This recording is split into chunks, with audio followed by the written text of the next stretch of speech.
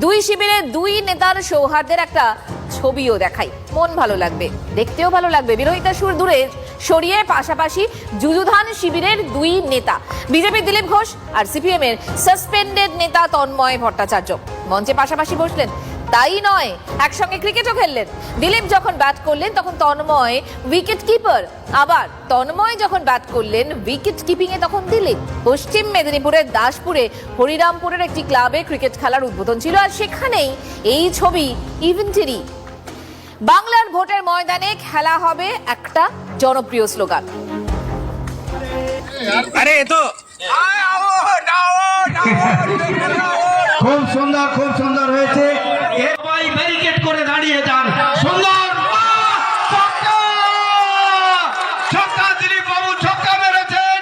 তন্ময় ভট্টাচার্য বল করছেন, সুশান্ত গুপ্তা মহাশয়।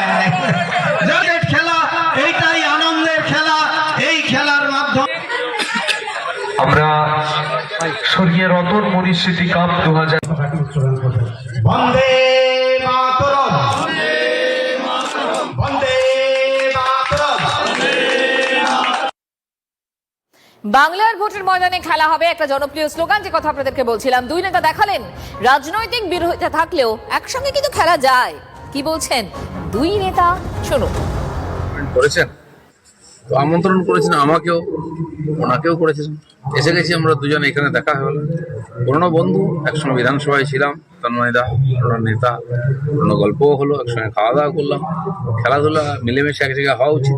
ক্রিকেট প্রতিযোগিতার মাঠে একসাথে হওয়া যাবে না কেন? যারা খেলতে আসবে তারা কি সব একমতের সমর্থক?